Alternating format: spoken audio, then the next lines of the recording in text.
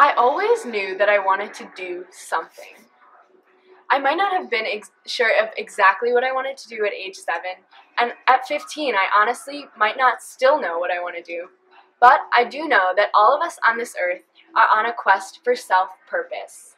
And to me, self-purpose comes down to impacting your society and your generation in a positive way. So that's why at age 15, I took it on myself to find my self-purpose through my passions.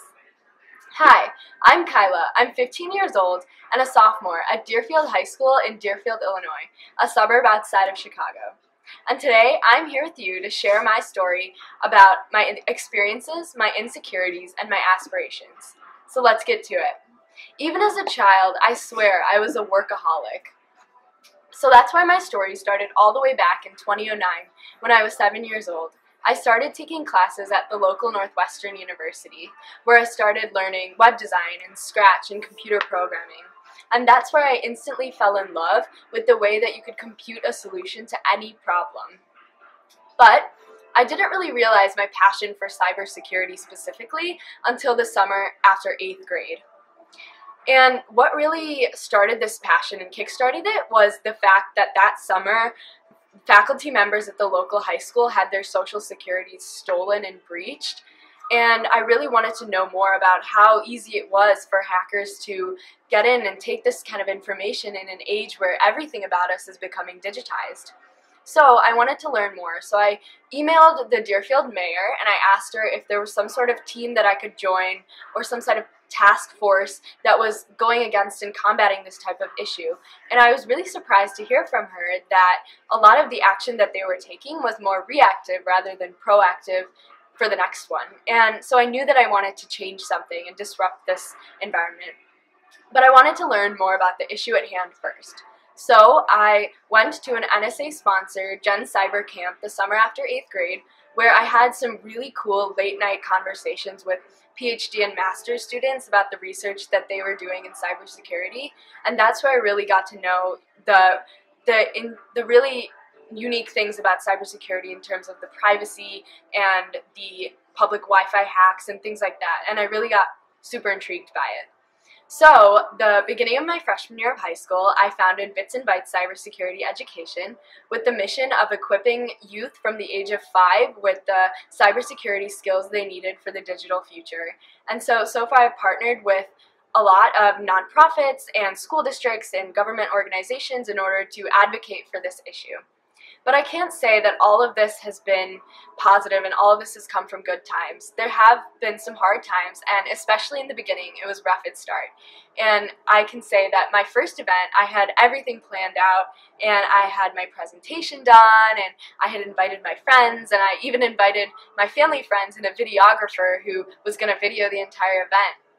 But guess how many people showed up to that event? 0. Zilch. Nada.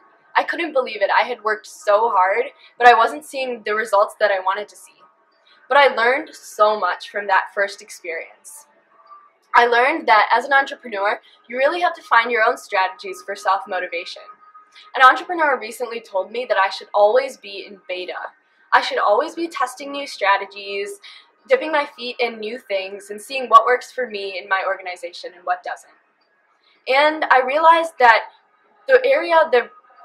where you learn the most is when you really cross the border into outside your comfort zone. And if you're ever feeling down and if you're ever feeling like you're not passionate about what you're passionate about anymore, just talk to someone for at least an hour who shares that same passion with you, and you'll get right back on track, whether they know it or whether they don't. So now my visions are for global empowerment.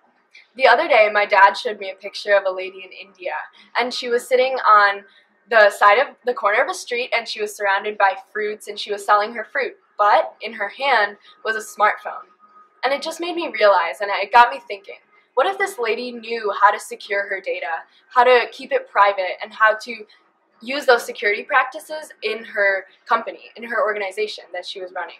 And it made me thinking, she could do so much more if she integrated technology into her fruit selling and into her work that she did every day on that street corner. And it got me even more inspired about the work that I do.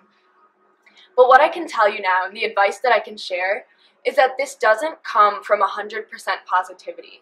Entrepreneurship is not cookie cutter. It comes from the ability to engineer a positive out of every negative that happens to you. So my advice is to start an idea board. Go through your day and see what ticks you off. What do you notice in your day that you think that you could better? How can you make your friend's life a little more peaceful, a little more safe? How can you make them at ease? How can you make yourself at ease? And write all of these ideas down. So if you have the resources in the future, you can get started and you can start solving these issues. And also, I advise you to listen to that voice inside your head that's telling you to make change. Because the voice inside my head told me to just do something. And that's exactly what I did.